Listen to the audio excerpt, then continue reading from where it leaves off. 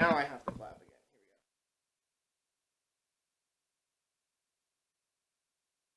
go.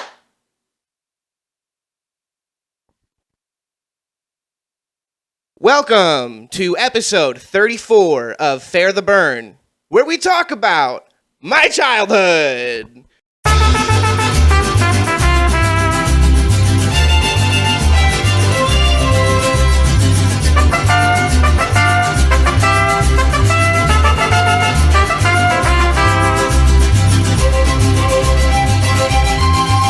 Welcome, guys. We're here, man. We made it to the 34th episode. I just want to shout out to our sponsor real quick before we get on. Shout out to Darian Orvin of Eastman Fitness Boxing down in Centerville, Utah. He is a professional boxing coach and an amateur MMA fighter who has a fight coming up on June 18th. That boy fucking rocks. If you need to get some boxing lessons, go down, get yourself right with Darian. He'll get your hands right. Make sure that you'll be safe from any oncoming trains, bears, and or attackers your way. Eastman Fitness, Centerville, Utah. We're here, man. It's episode 34. I am excited as fuck for this podcast today. As you guys know, we started this with Cougar all the way back in 2021, and I think I've brought this up on the podcast before. I have had a group of guys growing up that, I mean, it's fair to say that we grew up together. Yes, man in the back, who I'm about to introduce. It's fair. He's not in his head. Yeah, he's kind of giving me a little bit of a smirk, but it's all good, man. I had this group of guys, and we were together, and we were in this thing called a Lifegroup. I wanted to do a Lifegroup series, really from the first day of this podcast, and I'm glad that we can start it. I just want to shout out one more thing before we get started. Alex Wilkins, I'm still calling you out to be on this podcast, man. You're supposed to be on the fucking second episode of this podcast, and you're not here, man. You're still not here, and we had to resort. You know, I don't want to make our guest feel like he's the second option. Fuck that shit. But honestly, Alex, you should have been here, man. I don't care. I don't care if you're big time and you got all those big bucks anymore, man. We are still down here, and because you made it to the top, you don't remember the little people, man. Welcome to the podcast, my good friend, Cameron Yulee. Yes, sir. Cam. Oh, thank you. Please, audience, yeah. He's on the podcast, man. I got your last name right, yeah? It is Yulee? Yeah. Yeah. I remember long ago when you, I mean, this is jumping right into it before we start at the beginning. Absolutely. But your family sponsored a kid in Uganda. Oh my! For a little bit. This is fair. And our main leader of our youth group, Andrew, went there, and he had that little boy come up to him and say, "Do you know Uli Cameron?" What was great about that too is that on the sponsorship form, I guess my mom filled it out when we first did it, so it would pull it up as a female that wrote the form. So they are like, and her name is Cameron, Yulee Cameron, yeah. And I was like, that one backwards too. Not the big thing difference. You think I am. Also, not my mom. Yeah, I'm not my mom. Oh, I'm not my mom. Yeah. All right, man, dude. I mean, Cam, I would say that we were friends for sure. Oh yeah, in Life Group. I don't know if we were like the best of friends. Like, I don't think we ever like hung out outside of Life Group. So I think that it's fair to say that like we weren't like super close. Yeah. But definitely in the group, I considered you a good friend of mine. Yeah, I consider you a good friend. Yeah. Can you kind of explain? Can you give me your definition of what a Life Group is? So what Life Group was in my memory of going back was that it was a group of guys. We were all around the same age when we first started. We started in 6th grade, or did we start in like a little bit before, like 7th, 6th, around that area? I mean, you start like from like kindergarten at the church. Oh, like yeah. Your Life Group like starts in kindergarten. Oh, even when I was teaching at an Extreme Life, I had like, you had like the 1st grade guys, 2nd grade guys, 3rd grade guys. Like you even like split them, right? Kind of when they're young too. So it's the same like gender and the same grade that you're in. Yes. And then adults for life group is just like other group of people that you meet weekly still. And you like watch videos and stuff. You like go over different curriculums. Right. It's like a group of people that you do life together with. Yeah, it's almost like a small community that you would get together with to not explore each other's lives, to explore your own life and how that is affecting your community and how that is going to just pull up with each other, how you can communicate with each other and how you can help each other in a community like this based around, of course, the church. Mm-hmm. And if you want to suck dicks in the bathroom, it's all good. You can explore each other's lives in that way as well. Absolutely. If you want to. I mean, I did run around naked quite a bit. So You did. Yeah. I remember there was even times we had to cover them up. Like there was times that came up and they were like, Chandler, we really got to talk about the naked thing. Like you can't be naked in here, man. You for sure can't like tackle people and start humping them. Like you can't. Absolutely. We can't be showing this stuff. I remember we went on a hike once and you took your pants off for a picture. And I posed, dude, on that rock with my ass. Yeah. I remember we posted that too, and then we're like, "Hey, I think we have to take this down." Yeah. I think Facebook took it down, dude. I think they were like, "Nah, we can't have this on here." This is a young man's naked ass on Facebook. Hey, man, it was beautiful, man. Hey, you know what? Have you ever seen Always Sunny? Oh, of course, I love that show. Like Uncle Jack, like how he's a pedophile. Oh, yeah. And, like how he would be like, "This is art. This is true art right here." It's like, hey, man, that's a teenager's ass right there. He's like, "This is true art." It's like, but that's how we looked at it, man. We were like, "This is true art." This is artistic, and then looking back on it, it's like, maybe not, man. And that's kind of how I felt like being naked around like older people in general. I was like, why did they let me do this? Yeah. Well, the question was more that why did you do this? Sometimes they asked me, man. Like, oh, hold on. Did they ask you? Sometimes. Okay. Sometimes they were like, "You should naked cliff jump off this thing." Yeah. And you're like, sure. I'm not gonna question it. Fucking do it, man. This older man just told me to jump naked. I'm not gonna question that. You're seeing my dick. I'm 14. It's all good, dude. It's all good. Yeah, man. When did you start at the Pursuit, Cam?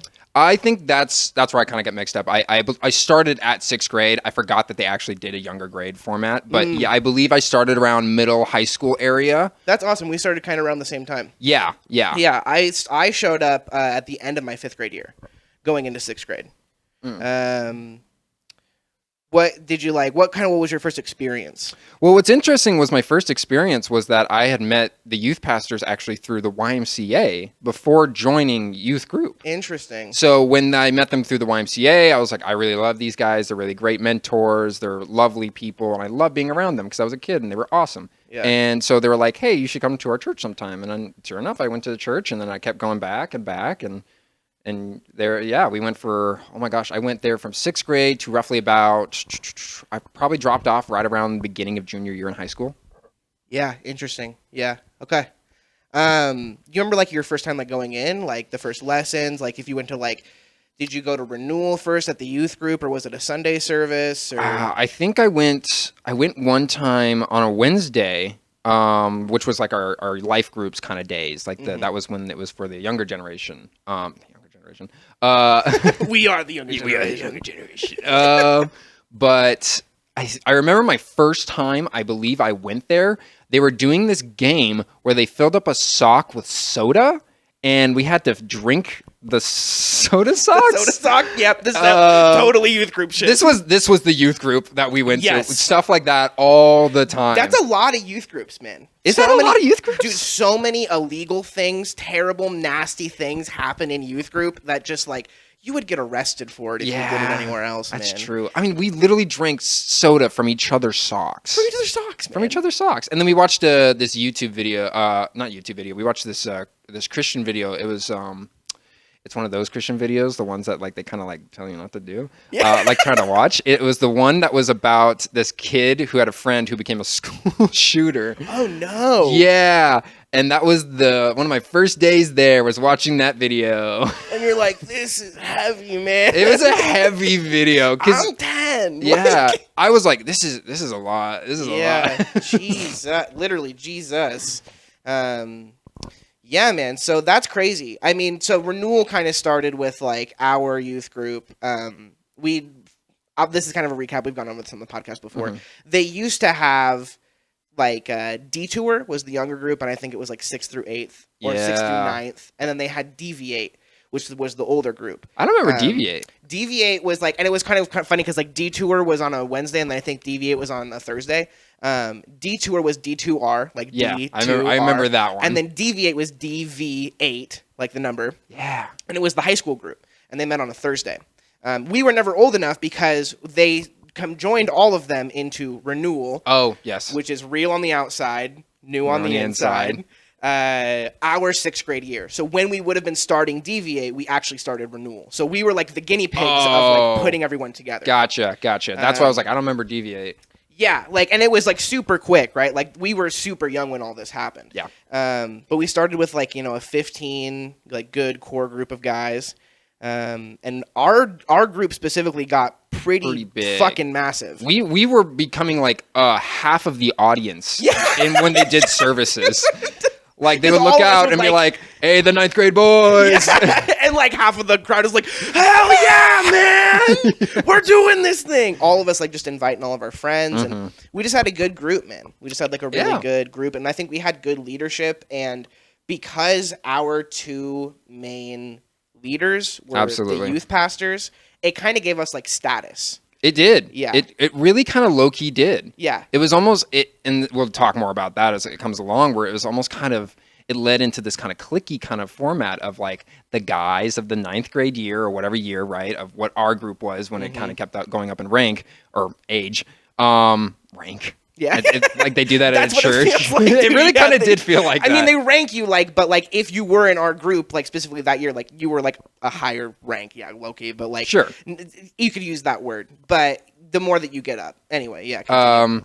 But then it was true that like our main pastors at the time were also our youth leaders. So it kind of felt like we had like this inside kind of scoop on like what was going on at the church, how we can get more involved in the church, it became this kind of like progressing ourselves more into the church because our youth leaders were also the people who were running the church essentially. Yeah. I shouldn't say running, but we're a huge part of that church. Especially of the youth ministry, right? Like, I mean, I've said their names on the podcast before. I mean, Andrew and Josh were like, they were huge influences in my life, specifically Andrew too. Yeah, same. And Josh influenced me as well. He mentored me for a little bit, but I mean, I've talked about this on the podcast too. I mean, a rough thing that happened with me is that when I was lying to everybody, when I was like telling everyone that I was from California and my dad was a gang leader and I had all these martial arts and blah, blah, blah.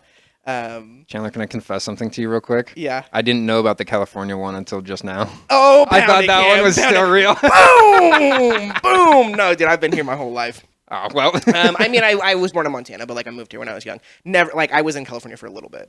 But yeah, man, like I confessed, and then Josh told me that he had to stop mentoring me because I lied, which was really sad. But yeah, Andrew was specifically is a big influence on me still. Yeah, for sure. Understandable. Yeah. He was a big mentor in my life, especially when I was going through youth group. I was going through my parents' divorce at the time. Yeah. And so like I didn't really have a father figure a lot of the time. So having Andrew being this confident younger gentleman who was at the time also seeing him kind of grow as well in life. Was very inspiring and very just all intaking. It was it was beautiful for me to witness as a mentor teaching to a child what he is also going through. What do you mean by that? Well, in the sense of like of going through life, of trying to figure yourself out, of trying to learn who you are as a person in this crazy world that we live in, and how we should be balancing on others for help rather than just trying to take it all in on ourselves. Yeah, because I mean, he was even super young when he was our leader. Like, even when we were 6th, 7th grade, I think he had to be like 25, 26. Yeah, he was in his 20s. Yeah, so he's still like going through life, not really knowing. And yeah, man, I mean, real quick, just 'cause it's on my mind, did you hear about Pat? No, what happened to Pat? Nathan's dad passed away. Oh, did he? Oh my God. Yeah. I don't know what happened, but they had a funeral for him recently. It was like a week and a half ago. So I do want to shout out Pat real quick. R.I.P. Pat. He was such a nice guy. Cut off sleeves, man. Dude, the nicest dude. He was such a great guy. I always remember he would always be like one of the first people to get up to help when we had to move things or do things. He was absolutely just this energetic and lively person. I didn't know he had passed. Yeah. He was a doer, man. He definitely wanted to help people, and I watched part of the talk that Nathan gave at his funeral. It was really beautiful, and it was nice to see Nathan talk again. Just such a nice and humble guy, and you got to know that, like, he talked a lot about having hardships in his life because, you know, Pat also struggled with, like, addiction and stuff like that. So he wanted to really let people know that, like, if they were addicted, like, to get help, you know? Yeah. So that is real. You know, if you're addicted and you have some addictions out there, definitely go seek some help. Absolutely. I go to therapy now, which is very nice since my car accident. So Yeah, how's that? it's all right, man. It's all right. I mean, my shoulder still kind of hurts, but I got a good little chunk of change from the insurance company, and I'm fucking alive. Yeah, man. there you go. We're fucking alive. We're doing this podcast. Yeah, we're still doing the podcast. It's so funny because you had that accident. Was it the night before or the day of when we were supposed to film this podcast originally? It was like the 2 days before. I think it was like 2 days before. Oh my God. Yeah, so and we had to rough. like push this podcast, and we kept pushing it for a little bit. Yeah. And I think we had planned it originally before that too, but then something came up, and we've been planning this for a while. Yes, we have. Yeah, yeah. That's okay. Life gets in the way. It always finds a way to just sneak in and just be like, no, you're not going to do it that way. I'm going to choose my way. Absolutely, man. Absolutely. And like plans never go No. how they're supposed to. No. I thought by now I'd be a famous actor. Boy, yeah, I'm still in Idaho. Yeah, baby. Yeah, baby. Hey, you were out in Seattle for a little bit, and I saw that short film that you were in. Where you had a knife and you wanted to kill somebody, or you were in a car at the beginning of it? Okay. I was about to say this is weird because there's a lot of short films I'm in that are like that. Do they cast you as the knife guy a lot? I always get cast as Knife Man a lot. I always get cast as villainous characters or characters seeking revenge. Always those kind of characters. Quite well. I do. I get typecasted, and I'm not complaining. At least I get casted. I was telling my roommate the other day about the Joker monologue that you did during the Man Lord. Venture. Yeah, Man Ventures. Yep. That's so funny. I was just talking about Man Venture the other day when I got lost in the woods. Oh, you got lost in the woods? Were you there for that Man Venture? No. Oh. I went to one Man Venture, man. You only went to one? Yeah. Oh, shoot. The one where we climbed the big ass mountain. I mean, you guys probably climbed a lot of big ass mountains. There's a lot of big mountains. But the one that you did the Joker monologue at, I don't know if you remember that one specifically. Yeah, I do remember that one. Yeah. I wasn't sure if that was the same night or the same Man Venture we had done. For those who don't know, Man Ventures was we would get together as the group, as all the men, and we would basically just go camping.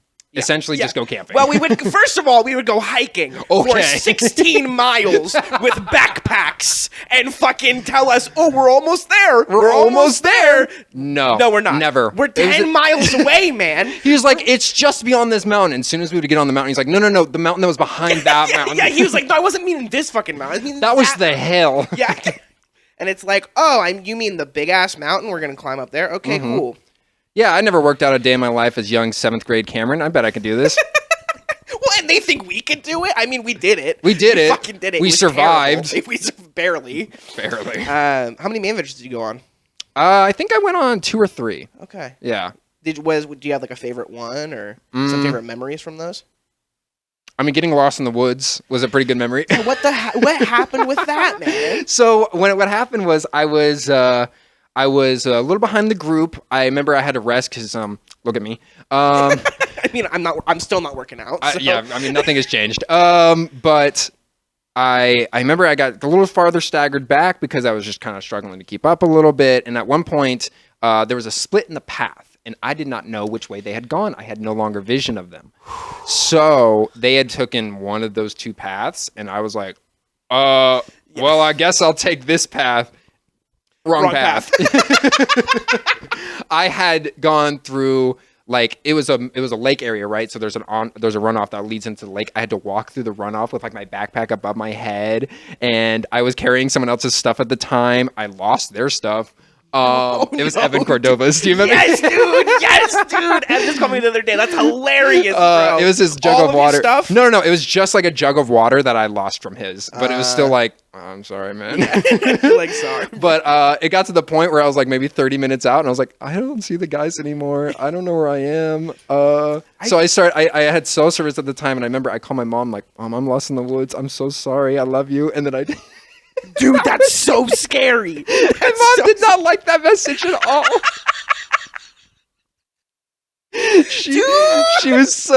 When I got back, she was like, so what was that about?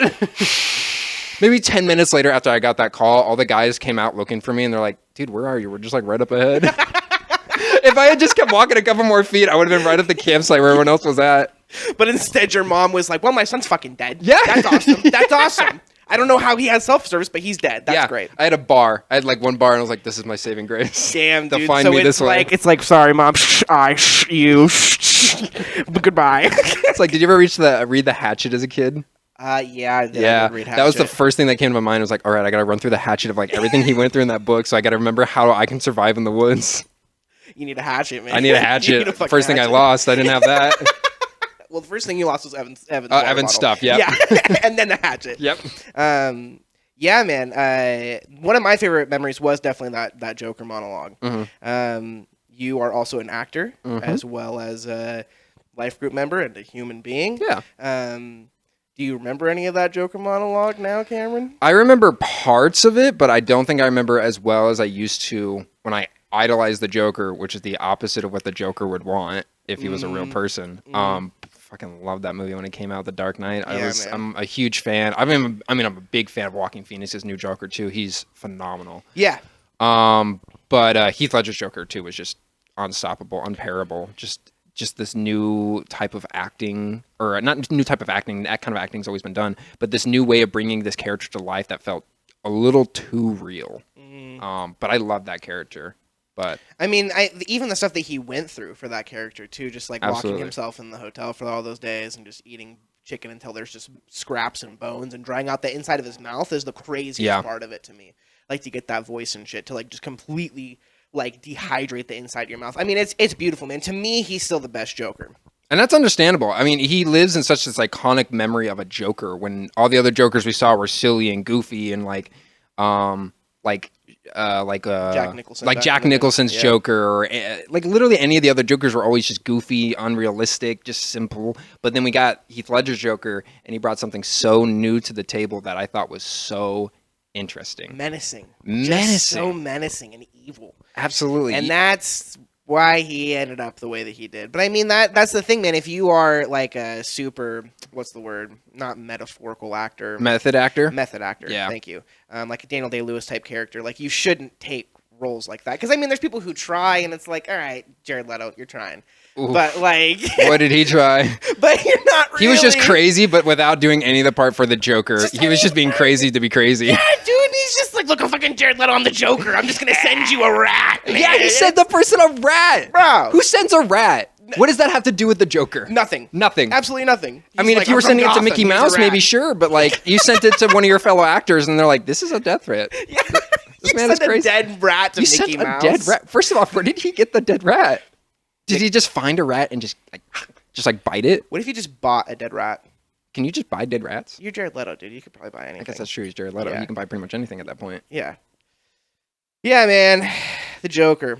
Wow. I just remember that. I remember that monologue, man. That was a good memory where I was like, "Fuck yeah, Cam!" And then we were in that play together as well at Boys Little Theater. That's true. Mm-hmm. That's so true. That's one that I really hold fond memories for, especially that play. That was a great play. Mm-hmm. I really enjoyed it as well.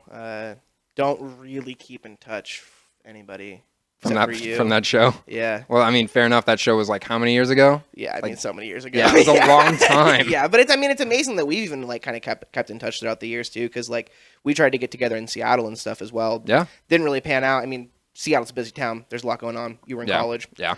But yeah, I mean, like you're really the only person that I really keep up with. So. Oh, well, yeah. Great. Do you talk to anybody from the Lifegroup anymore? I keep in contact with a few people here and there, just like a, hey, how you doing kind of stuff, but never like actively following people as much. And I think a lot of that is just life got busy. You know, life took its alternate turns that it does, and I'm still very thankful for the experiences and the people I had at Lifegroup. I think I wouldn't be the person I am today without those experiences. Absolutely, man. But I honestly, I probably should be keeping better touch with a lot of those people. Yeah. In full honesty. Yeah, I agree with myself as well. Yeah. Keep better touching with you. I agree for you. I agree that you should be better in contact with people. Okay. I agree with myself for myself as well. Even just some other people. Shout out to Nathan. Mm-hmm. It was his birthday yesterday, so it was. Happy birthday. Yeah, man. Didn't fucking text me back. It's all good. Oof. But first we got an Alex getting shouted out on the show. Dude, now my Nathan's two boys, man. The double stuffed Oreo, and you're not gonna text me back, man? Come on, son. They went creamless. Creamless. We went from mega stuff to creamless, man. Were you around when the drummer, you remember the drummer Josh? Yes. The young guy who was friends with like Jake Geyer. Yes. Yeah. Yes. Were you around when he ate like 2 packages of Oreos? No. They like took the cream out of it and then made it into a milkshake they put it in a ball from 2 packages and put them in a ball, and then he had to eat that and then drink a milkshake with the cookies. What was awesome, though. Dude, it's so gross. It's so gross. But I would do it. That sounds awesome. What was the grossest thing you ever remember from youth group? Oh, God. Yeah. Right, we did a lot of gross things, bro. We did a lot of nasty things that like deep. I mean, first we talked about drinking soda out of socks. That's pretty nasty. Oh God, don't drink on that water. You're good. You're good. I can't honestly, if it's the grossest thing, it's probably blocked in my memory. It's probably like recessed so far back. I remember one time when they had Adam Casper have chocolate syrup in his mouth, and then they had him baby or mama bird it to Josh, the drummer. Oh, like I really stage. don't remember that one. Remember this, dude? Nope, I don't remember that one. So gross. Oh. So gross. We're like just this Hershey chocolate syrup just into this disgusting student's mouth, man. He's 17. That's man. so nasty. Oh my God, no. These are real things that happen. This is real things that happen. We experience these moments. How bought in did you ever get? How what? How bought in? What does that to mean? Like God Ooh. and Jesus and what the church was trying to like preach to you? Like how bought in did you get? I would say pretty bought in for a good while. Really? For a really strong while. I was very, very, very into God, into religion, into the Bible, to the point where I would bring it to school and try reading the Bible at school. Same. Yep. Got picked on for that one, which was a weird one. But yeah. I got pretty into it for a good while, but somewhere along the way. What do you think your height was? Like my height? The height of like you being bought in was? I would say probably like 8th, 9th grade. That was probably peak. Yeah. I feel like that was the peak for a lot of our group. Like 7th to like 10th grade. Oh yeah. Within those years, we were kings, man. We were absolutely. We were. It's so contradicting of a church group of like, yeah, we were the shit. We were the shit, dude. We were here for us, not God. But like low key, like that's kind of how it was. That's man. what it's it just was. Like status. Like we just could walk wherever we wanted to, Yeah. do kind of whatever we wanted to. Like, granted, we were also really. I feel like we were really good dudes. I think so too. I think we that's- had good intentions, but I think at the same time, it's like, it's kind of for us. We were bastards. We were little shits. We were little shits, man. We were absolute shits. We did whatever the fuck we wanted to. Yeah. Did you ever hang out? You ever hang out on Sundays and go to BK with us? Yeah, absolutely. you that was did one of that my. shit? That was one of the main. Okay, this is fucked up, but that's why I kind of went to the Sunday services, is so I could go to BK with you guys. Yeah, found that, son. Found that, son. Getting those chicken sandwiches. Oh dude. my God, those nuggets that would give me food poisoning eventually. Yeah, man, that's one of my favorite memories. Definitely was like just hanging out on Sundays and just going to BK and just Or playing basketball or something. playing dunk ball. Yeah. And, we did that overnighter that one time at the church. Yeah. With the video games. Oh, and, those were always really good nights for me. yeah. Looking back, a little weird, but really good nights still. Why a little weird? Well, in my mind, there was always some weird stuff that would happen on those nights. Like we would just get chaotic and like Like I'd get naked. like that. Yeah. Yeah. Like like you getting naked at the church. Or we would have like, I don't know, we did hide and seek and stuff like that at the church, and we would just go into other people's rooms. And I was like, that's such a huge invasion of privacy. Just into their classrooms and shit and into their offices. And we're like, all right, I'm going to hide under this desk. I hope none of these tax forms get released. And it's like, what? Here's a picture of your family. I'll take that. Here we Yeah, go. you're like, oh, what is this? Get it out of here. You ever go to any camps? What camps did you go to, Cam? I remember we went to, what was that camp called that was way out, that was at a school? What was that one? In Mountain Home. Yeah. Called Commission. Commission. Dude, Commission's the shit, Oh, man. Commission? Commission was the shit. Yeah, dude. Were you in street evangelism? What is that? Were you in street evangelism? What was that? There were like groups. Remember, because Commission was like it's a work-based camp. Yeah. Where like they split you into groups. Street evangelism is the one where they went into Boise and they would like preach the word of God to people, or they would like give people like waters and try to like strike up conversations with them. I thought I remember you being in. I Street think I evangelism. remember doing that, but I wasn't sure if that was with Commissioned or if that was just with Renewal. Could have been with renewal too. Possibly. For sure. Yeah. For sure. What do you remember about commission? Weirdly enough, I remember one thing specifically. We had this conversation about what it's like to sin, right? What it means to just keep sinning and sinning and sinning. And it's like we had an analogy of like, well, if you take a car off the dirt road, it's gonna get muddy. Okay. And that was our analogy for sin. And then it was just like we all looked at each other like, that's really kind of like dirty and kind of like weird. But we just kept going with it because it was a fun analogy. If you take a car off the dirt road, it's gonna get dirty. It's gonna get muddy. It's gonna get muddy. It's gonna get a little dirty on the outside. Yeah, exactly. Yeah, that is slightly weird. You don't have any other memories of commission? Was that like your favorite camp? That was definitely one of went my to? favorite camps. Yeah. Absolutely, that one holds very high in my memory. Yeah. I did the other one renewal camps, like when we would go up to like Bogus Basin, like those winter ones, or we would do the once in a while, like there was ones that we did when that was actually at a big campsite, right?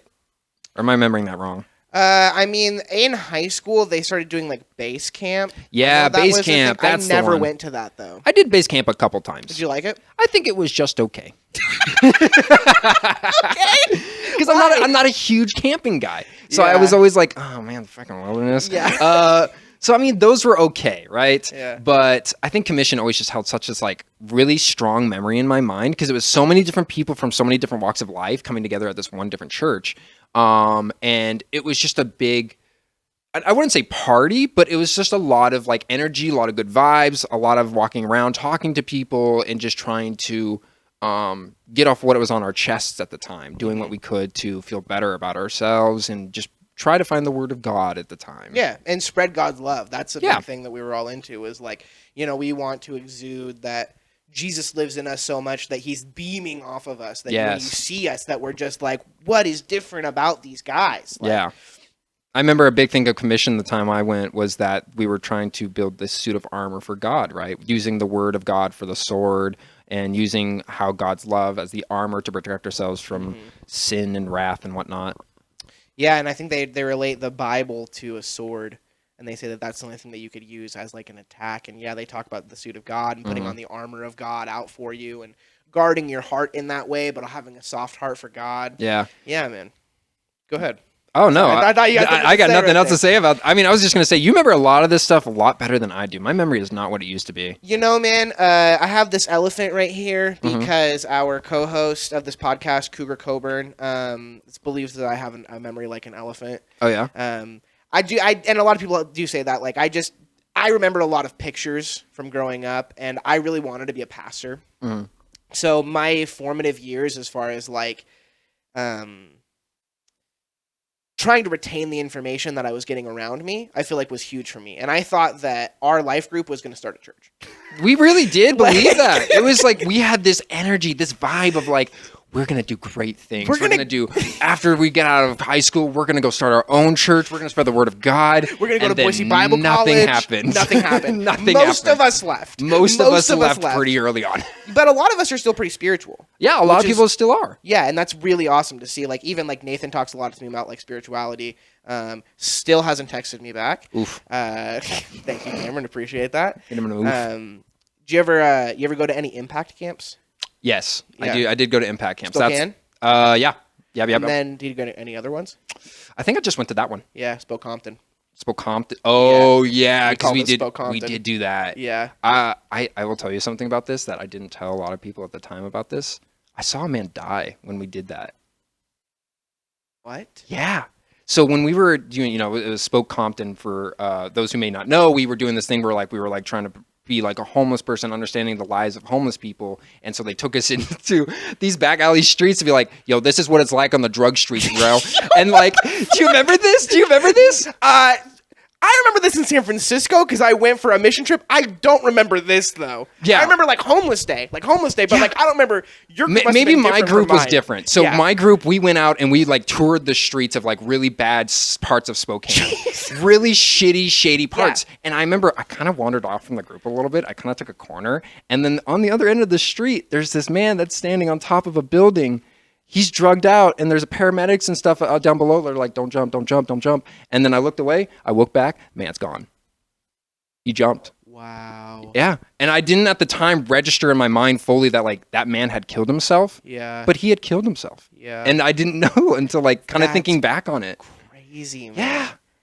Oh my God. How you tell anybody when you saw Well, that? You just, like, I walked mentioned back? like, hey, there's like something going on down there. There's like an ambulance and stuff like that. I don't know what's really going on. I thought I saw a man up there, and then nothing came of it. They were just like, yeah, just move on. Just Yeah, move yeah, on. they really were like, we gotta go. We gotta go to the next part. You know what? You're gonna need therapy for this later, but we're not gonna. We'll talk come about back it to right it. now. We're not gonna talk about it right Come now. back to it. Just pray. Just pray. Just pray. Think about God. Meditate on His Word. He will show you the way. Yeah, He will show you the way. I had a woman on Impact Camp tell me that she came home to all of her family being dead. Yeah, when we talked to a woman on the street named Robin. It was Robin and Beretta and Tommy Gunn. Okay. And Robin was looking at me, and she looked up at me, and she was like, "You're very special. You're a very special. You have a very special like soul about you." Okay. And I was like, "This is very weird." I'd be terrified. Yeah, and she goes, "I saw my family die last night." A man came to our house with a gun and shot him, my mom and my dad and my sister. And I was like, oh my God, this lady's telling me about like how her whole family She was just brutally murdered. Brutally murdered like in front of her. And I can't remember if it was in front of her or she came home to it or whatever, but It sounds like she would probably come home to that, because if you were there, you probably wouldn't be dead. telling the story. Yeah, this is true. This is true. They just looks at her and goes, "You're gonna live. I need one to remember the story." Tell him that Tom was here. Tommy Gunn. Tommy Gunn.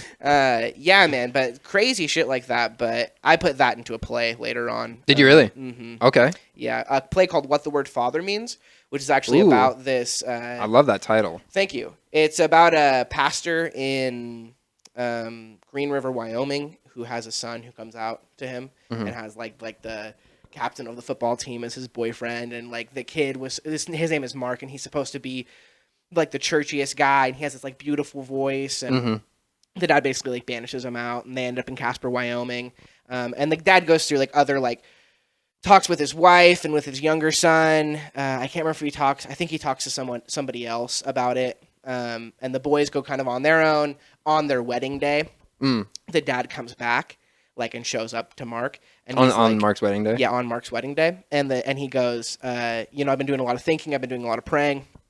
And I know that God put you into my life because I'm supposed to love you and care about you, but I'm also supposed to lead you.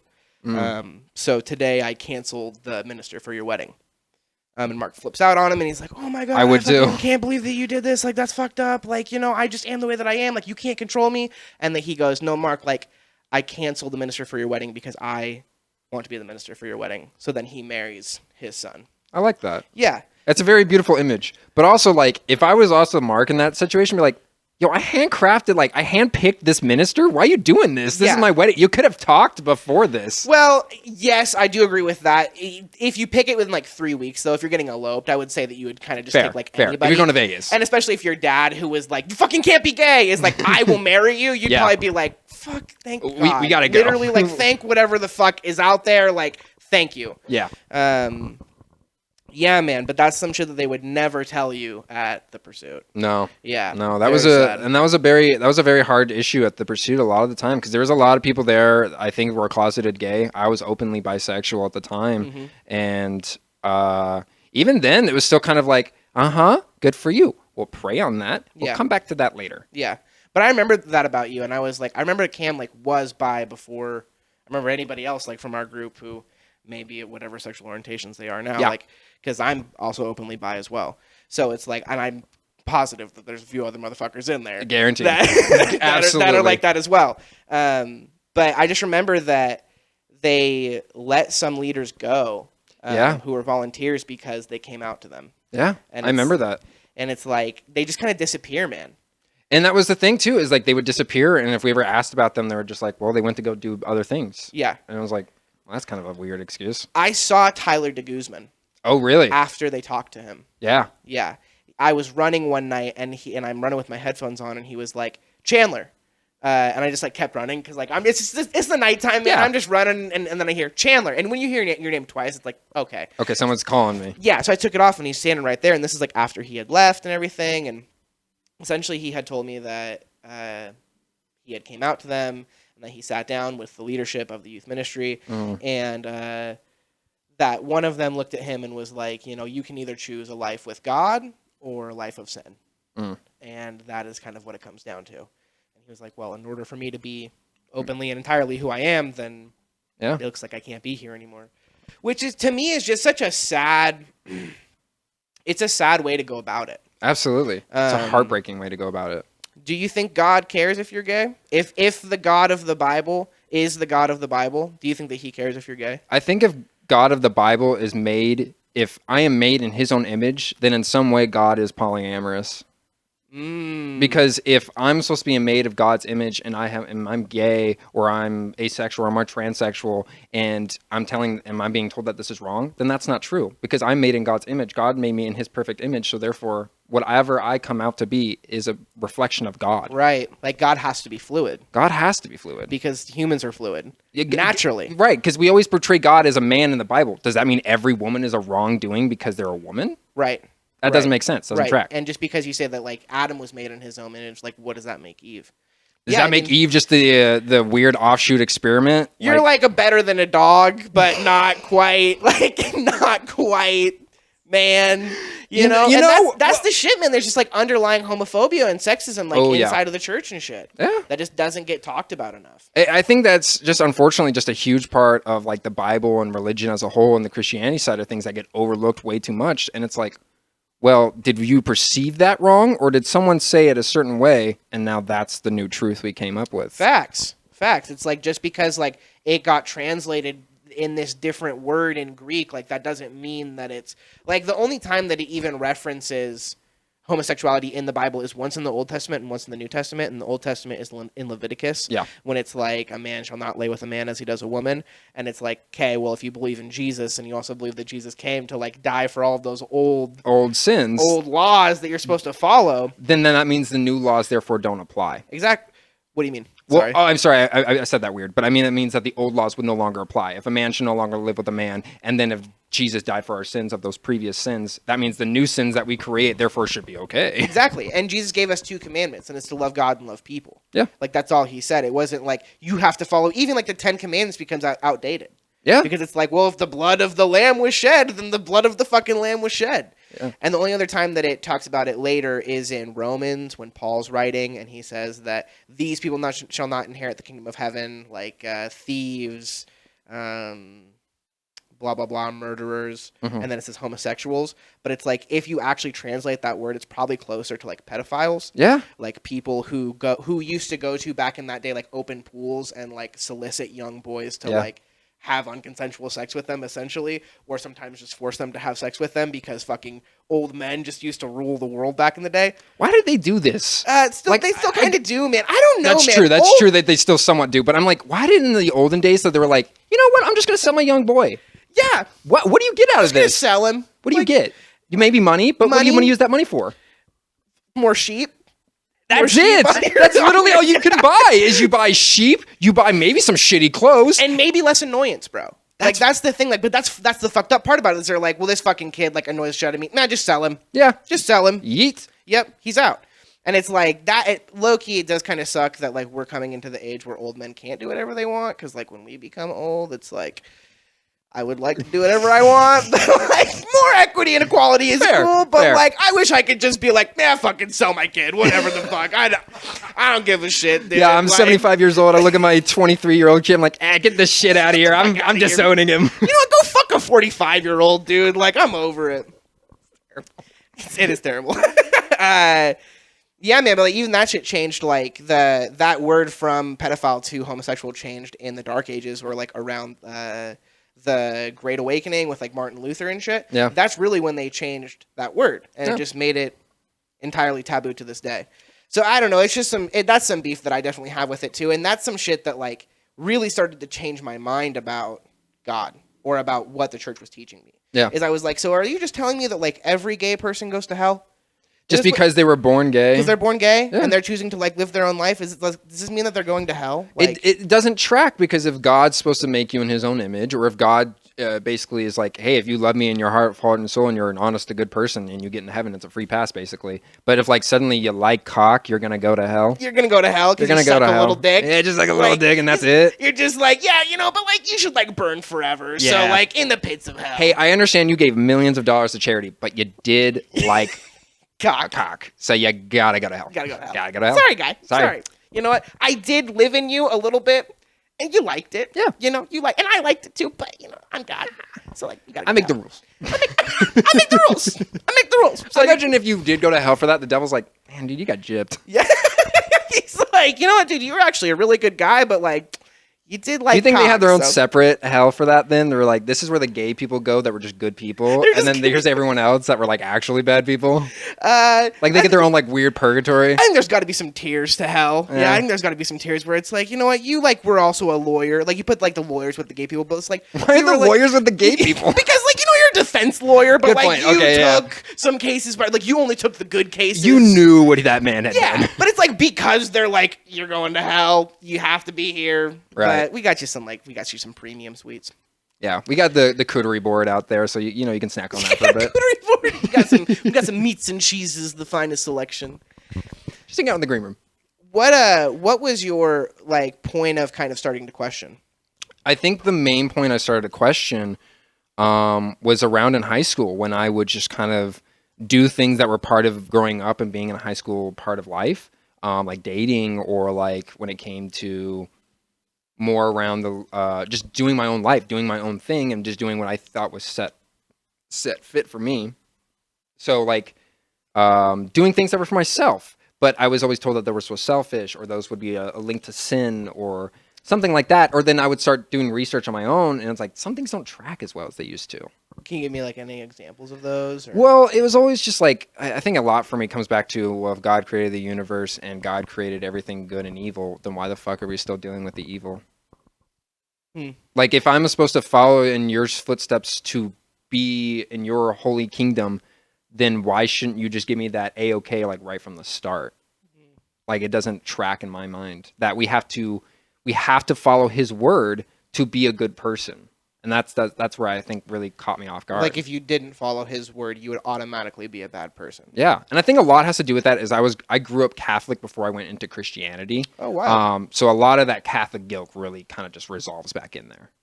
Because in Catholicism, they're very much like, yo, you're going to hell. Majority of whatever you do, you're gonna fuck up. Really? That was at least my experience with Catholicism, was that it's a lot of based on the Old Testament. A lot of Old Testament.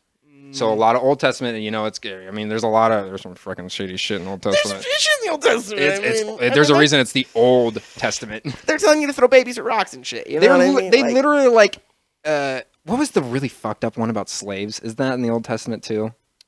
I don't know what happened with. Isn't it the one where it's oh god, I'm gonna butcher saying this, but if it's something where if you had messed up, then you will whip your slave in return.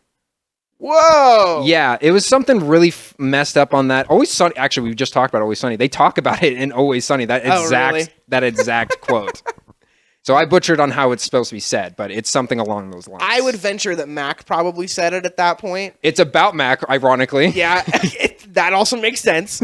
But I would venture to say it's probably Old Testament. Yeah, probably. I would venture to say. Yeah, because I don't remember whipping slaves a lot in New Testament. I knew the New Testament pretty well because I was like, this is what we're supposed to focus on. This is the nice shit. Oh yeah, this is the Word of God. Yeah, this is the Word of God. This is what we should be teaching. And it's like, oh, that Old Testament shit, get it out of here. They're like, it's a good history book and you need it for Jesus. But it's like, but it also is telling me that I shouldn't sit where a menstruated woman has sat. And if I do, then that's a sin. So I don't want to. Exactly. It's like, do we really need to follow these rules? I don't think so. It's some Jewish shit, honestly, because even like the Torah is the first 5 books of the Bible, so like to keep that in there is still like, I don't know, man. It always just feels like the Old Testament is the prequel to the New Testament, and everyone likes the New Testament a lot better. Yeah, man. The stories in the Old Testament can kind of get dope.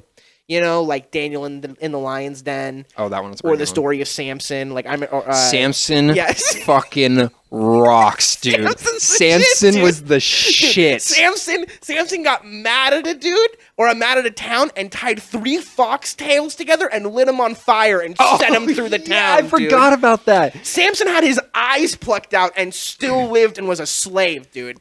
Samson was the shit. He's a gangster. He was an Samson absolute a true baller. Gangster. If anyone was black in the Bible, it was for sure Samson. I mean, probably Jesus too, Probably for being most historically. of the people, yeah, I was gonna most say of the people, but the for being blackest of all historically. of them was Samson, coming from two white guys in a row. Yep, absolutely. Here we are. Dude. Ye old crackers. Ye old motherfucking white ass crackers. White bread, as they like to say on the streets. White bread. If I had cornrows, I'd show them to you right now, but I don't. You definitely don't. So I don't. I always wanted them. Josh did have dreads back in the day. I remember that. That's when he was schwa, son. Oh yeah, we called him Schwa. Dude, Schwa was the shit, man. Young I remember Josh Schwa. was the fucking balls to the wall, man.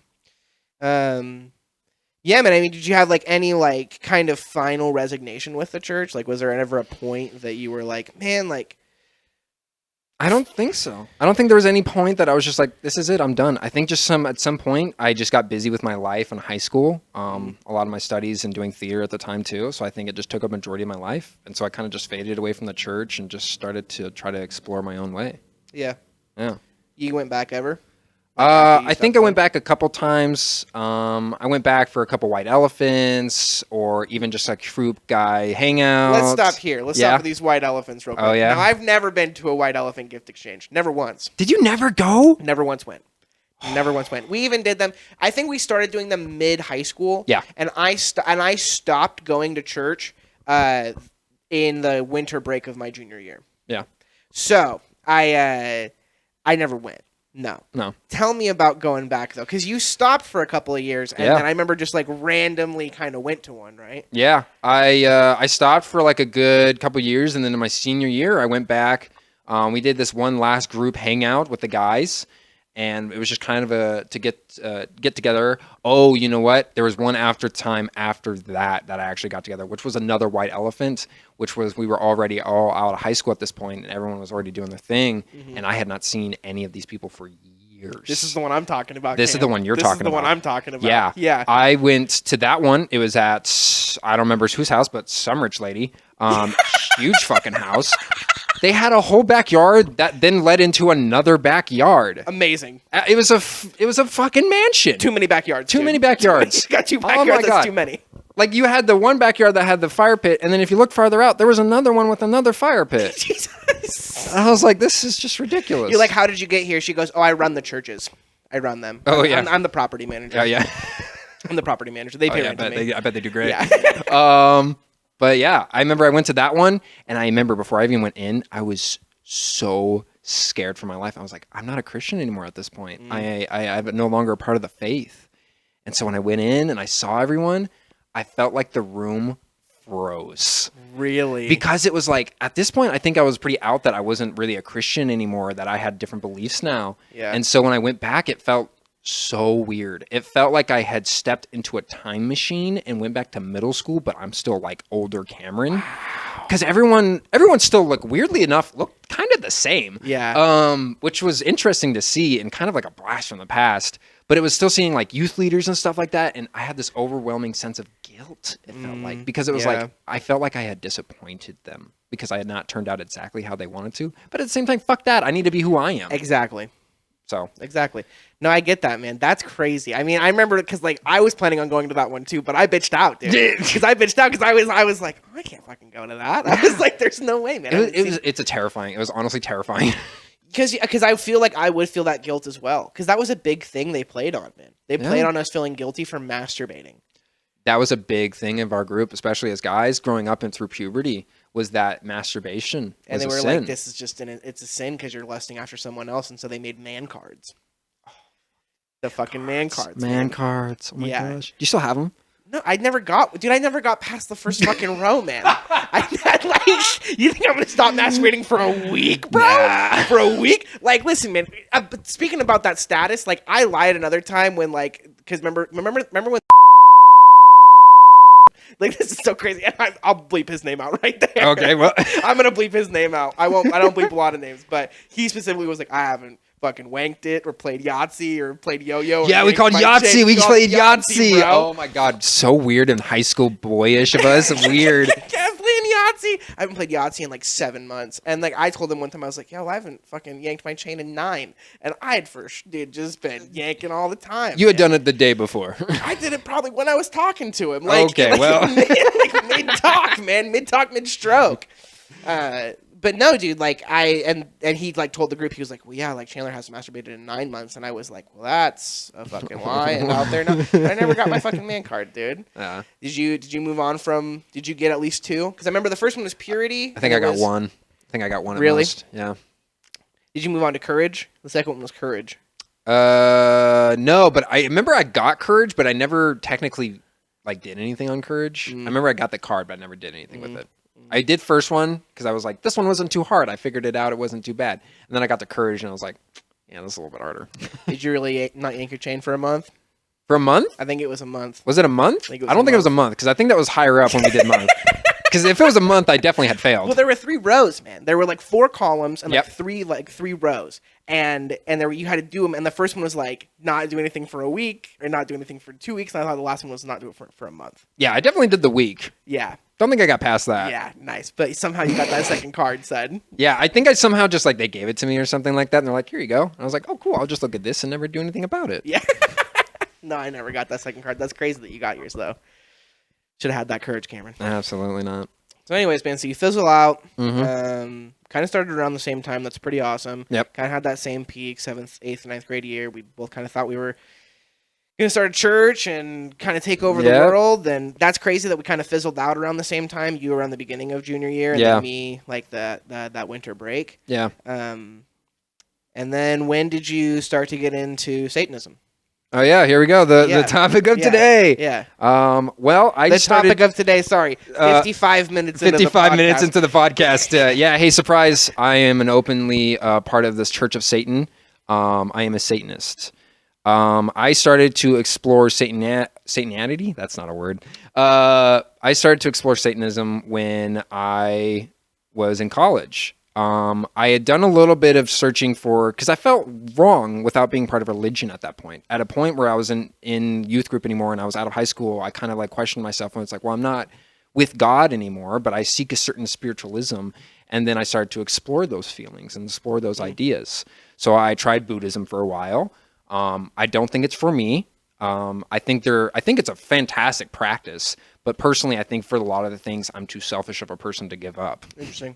So I think that's why I couldn't do it. Yeah. And a lot of self-love. I'm a hateful person. So I didn't really practice that very well. So dealing with like being at peace with yourself. Oh, absolutely not. I was like, oh, fuck me. No way. Like maybe not, nah. Dude. Namaste away from Buddhism. Hey, there you go. We worked the pun in one way or another. We're doing comedy. We're doing fashion comedy. But yeah, I started probably exploring Satanism roughly around probably sophomore year in college. So what year would that be?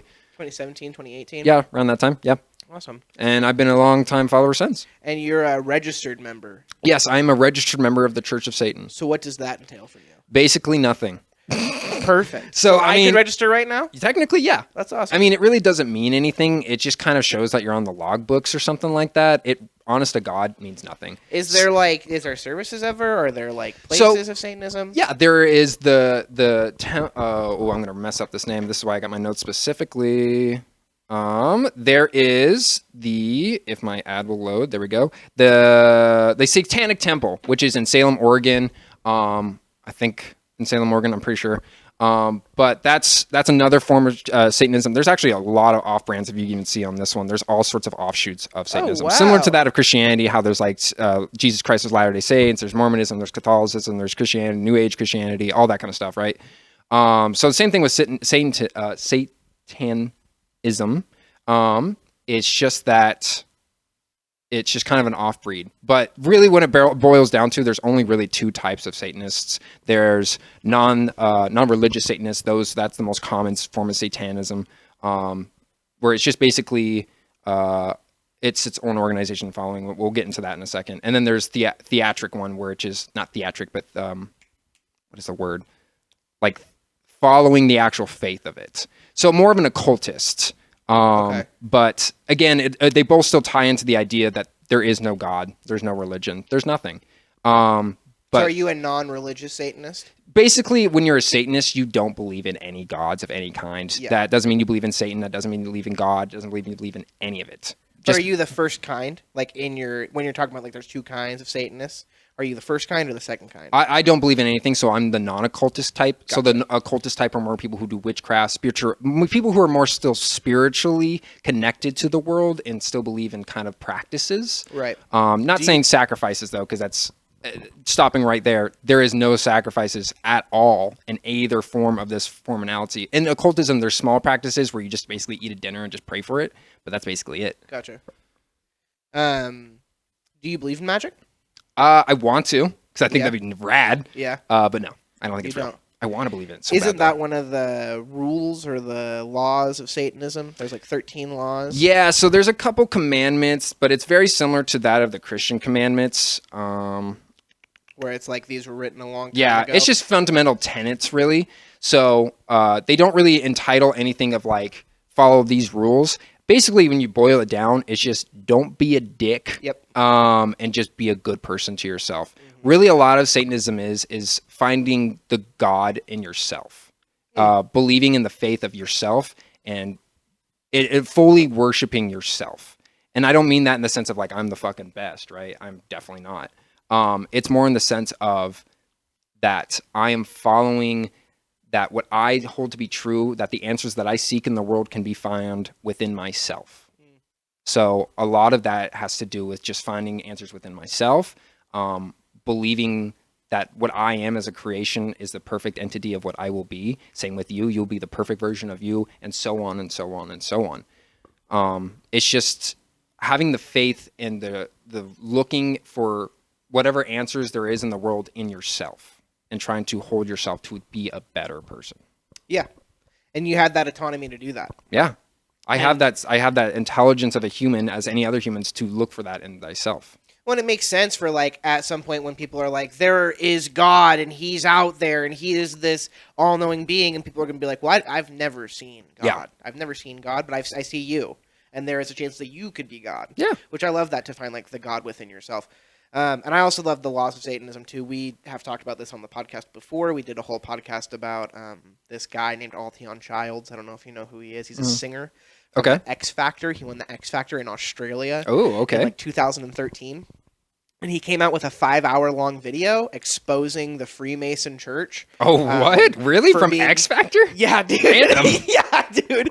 With like just like pictures of like Freemason symbols and saying they were Luciferianism, which is where also you get like Satanism, and saying that there's all these books and practices. And yeah, there are those books that are out there saying that, do these rituals or whatever, but like who the fuck knows if it's actually happening. And that falls more to the occultist kind of setting of Satanism, where there's those still follow the practices of cultism of like, let's say, doing self-reliant sacrifices, in the sense of like doing things that are sacrificing things that aren't good for you, getting rid of negative energy. That's a type of form of sacrifice, but it's not like killing a kid or a goat or whatever. Nobody does that. Yeah. And if they are, then they're not part of our group. That means they're on their own fucking path of whatever that is. Well, and that would low-key be like super religious as well, like, because that's some shit that you used to do like in the old Christian church or the old Jewish church, like when they used to like sacrifice lambs and shit or goats.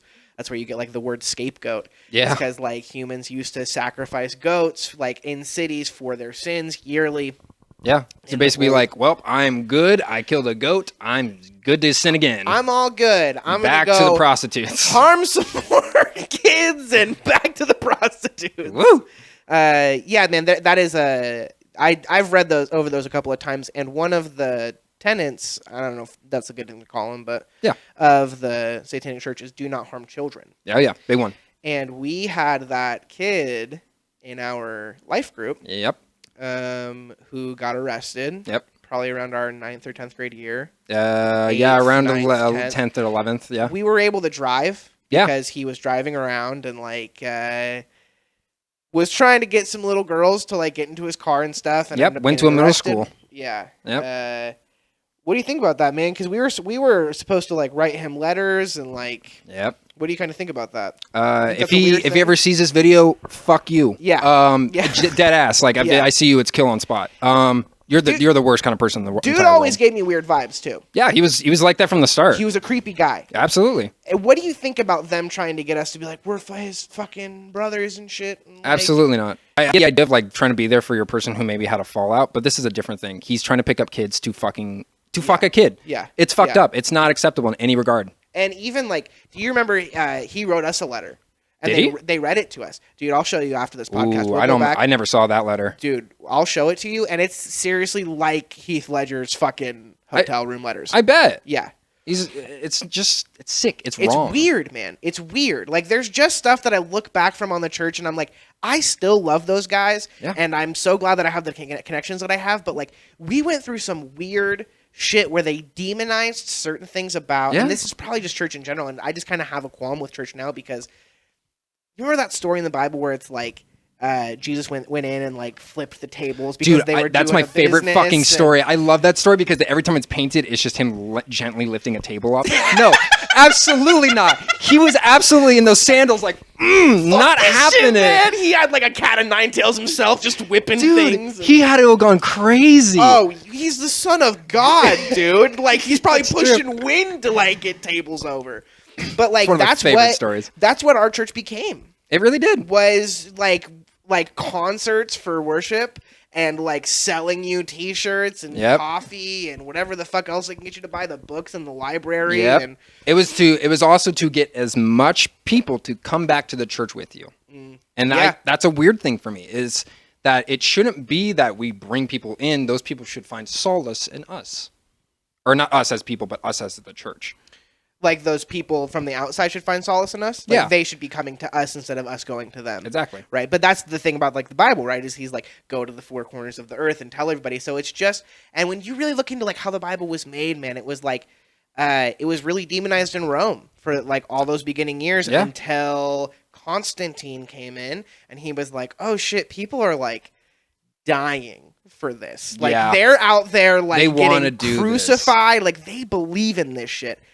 Maybe we should use this to our advantage. Absolutely. And made it the national religion of Rome, and that's where you get the canon of the Bible, and he formed the Bible. So, like, Constantine, that's where you get the canon from, and, like, what books were put into the Bible and what weren't, and because he was and that's especially what's interesting is, like, what they censored out for their own privilege of, like, well, it's Rome, right? Rome wanted to conquer everything. Go conquer the four corners of the earth. Exactly. It's the best way to control people. Absolutely. So it's like, if you just are like, no, if you do any of this wrong shit, you're going to hell. Yeah, it's like, hey, look, we also have these 10 commandments that you got to follow. I know you don't know about my God, but you're going to learn. You're going to learn. You're going to learn. And we're going to take you over. Yeah. Because God told us to throw your babies at rocks. Yep. So God told us to do that.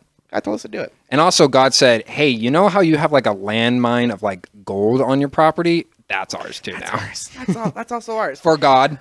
For God. It's manifest destiny. Absolutely. It's supposed to happen. It said in Jeremiah that he had riches planned for me to do not worry. And he had plans for me to prosper. You really do have a memory of an elephant. I could not remember a single verse from the Bible if I tried. Well, I also remember, Cameron, that you happen to have some gold chains with you back in the day, and because God wants me to prosper, I would like those gold chains, because you're supposed to give them to me. So, I mean, if God said so. Yeah, man, thank you for doing this. Absolutely. I really appreciate it. Do you have anything else that you'd like to say about yourself, your journey, any messages for any people out there? I mean... I guess my leading thing would be to just, whatever you follow, it's okay. You can be a religious person. That's not the argument here. I say religious should be freedom of all choices, right? It doesn't matter if you're Jewish, Hindu, Buddhist, I'm forgetting every other religion that exists. Taoist, Mormon, Catholic, right? Pastafarian. The end of the day, as long as you're not a dick to other people and their beliefs, then you're doing a good job. Yeah. Just be a good person. Don't be a dick. Don't pick up kids at a middle school. That simple. Yeah. Don't pick up kids at a middle school. That's so fucked up. That is so fucked up, man. Why was that? I know we're supposed to be ending this, but why? I don't know, man. I think about shit like that all the time, and I'm like, why were they, like, trying to have us reach out to him? Like, why were we trying to, like, be like, no, like, we need to keep him here? It's like, he's literally in jail. What if he had killed somebody? Did we write to him then? What if he got that little girl, man? What if he did? Yeah. Like, what do we do at that point? Nothing. Fuck that guy. We say you should probably die, man. Yeah, I mean, I want to have a lot of people on from the Life Group, but I would never have that guy on. never. No. I would never have that guy. Hope he rots. Yeah. I think about him a lot. I wonder if he's still locked up or if he's... I would imagine that he has to be out at this point. At this point, unfortunately, I think he probably is. But if he is... I mean, you know, we can help you out a little bit. I mean, I don't want to make any Look, I'm not saying I'll kill you, but I do hope if you are out that you got help. Yeah. And if you didn't, go fuck yourself. Absolutely. Um, Just be a good person. That's the message of the day. Just be a decent person. Believe whatever you want to believe. Be the truest of you that you can be. Thank you, man. Yeah. I appreciate that. That's not to you directly, Chandler, but that's to the audience. Well, I'm going to take it to myself. Okay, So, fuck the audience. Absolutely. We're not doing this for them. This is for you. This is for me. This is all for me. Really, it is. I want to talk to you guys because I miss a lot of you guys, and I'm just curious about where everyone's at in their life and what they're doing and what everyone thinks, man. It's fascinating to me because we're all still involved in that to one way or another. I mean, obviously, you have probably some less beliefs than other people, but I would say that there is still a level of like spirit that you have within you that you're trying to connect with other people. And that's really at the end of the day for me, what life is about is just connection and trying to find that between each other. Because to me, there's something undeniable about spirits. And I think that a lot of our spirits have connected with each other throughout the years and will always kind of have that synchronicity. Yeah. It's not a word, but it's that connection. It's that feeling of being a human, the human experience of knowing that you are having your own individual experience and I'm having my own, and there's somehow a connection between the two. Mm-hmm. Now we're experiencing it together, and we've experienced it before, and it feels more natural because we've had so many talks like this before, where it's just like deep and like we really didn't hold back in Life Group, man, and that's something that I really enjoyed as well. And I just to kind of wrap this up, I would like to say that although we might talk a lot about negative things or trauma from the past on this podcast in the Life Group series coming up, I wouldn't trade this for the world, man. No, I really wouldn't. The friendships, the memories, the experiences, it made a lot of us, I think, who we are today. I couldn't agree more. Yeah, man. Yeah. All right. Thanks, Cam. Absolutely. Appreciate it, man. We'll see you guys next week. This is Life Group 1. Bye, bitches. I take this life too serious to watch it pass me by. I'm awake, I'm aware, not delirious. This is me and it feel right. I'm a star in the waiting area. This era is my prime. I'll pack the load, I'll carry ya if I can find the time. This kind of feels like basement eyes. Philosophize my life, but green or vaporize. I hate my life. When I sleep in, I'm keeping my secrets close to my heart. You'll have to kill me to get me goofing, geeking. I'm seeking out greatness, but the cost is my regular likeness leaking out like some unwanted